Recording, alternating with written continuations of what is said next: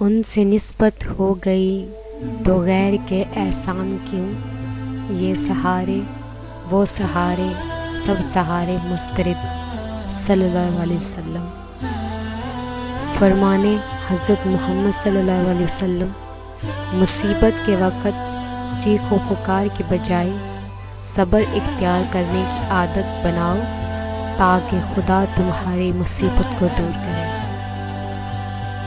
نبی کریم صلی اللہ علیہ وسلم نے فرمایا کہ اللہ تعالیٰ نے کوئی ایسی بیماری نہیں اتاری جس کی دوا بھی نازل نہ کی ہو۔ جناب معاویہ بن قرہ رحمۃ اللہ علیہ اپنے والد قرہ ایاس رضی اللہ عنہ سے روایت کرتے ہیں کہ ایک آدمی نے عرض کیا، یا رسول اللہ،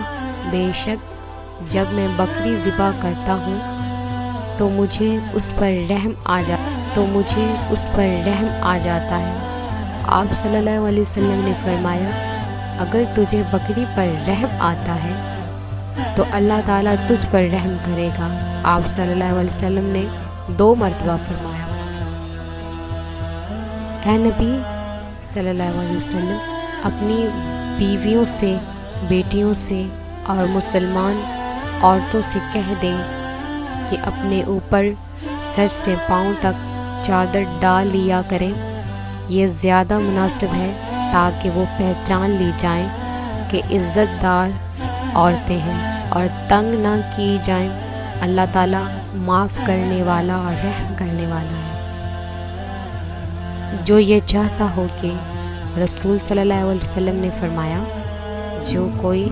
یہ چاہے کہ اللہ تعالیٰ اسے اپنے عرش کے سائے میں رکھے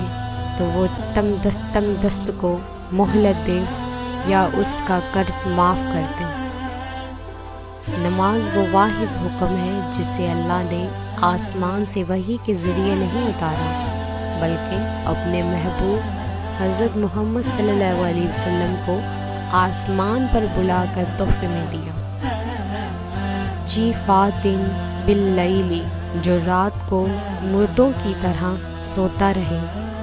حمارن بالنہاری، اور دن میں گدھے کی طرح کاموں میں مصروف رہے، عالمن بامر الدنیا، جو دنیا کے کاموں کا تو بہت بڑا عالم ہو، جاہلن بامر الآخرات، مگر آخرت کے کاموں کے بارے میں جاہل رہے۔ حضرت ابو ہریرہ رضی اللہ عنہ سے روایت ہے کہ رسول کریم صلی اللہ علیہ وسلم نے فرمایا، اللہ کو سخت نفرت ہے ہر اس شخص سے جازرین، جو سخت مزاج ہو، جوازن، جو متکبر ہو، سخابن بالاسواق، جو بازاروں میں شور و غل کرنے والا ہو۔ حدیث نبوی صلی اللہ علیہ وسلم، رات کا کھانا نہ چھوڑو چاہے ایک میٹھی کھجور کیوں نہ ہو، کیونکہ رات کا کھانا چھوڑنا آدمی کو ضعیف کر دیتا ہے۔ ابن ماجہ، خوف سے تنہائی میں رونے کے سوا کوئی بھی چیز اللہ کی ناراضگی کو نہیں مٹا سکتی۔ اللہ اس شخص کو آباد رکھتا ہے جو حدیث نبوی صلی اللہ علیہ وسلم سن کر دوسروں کو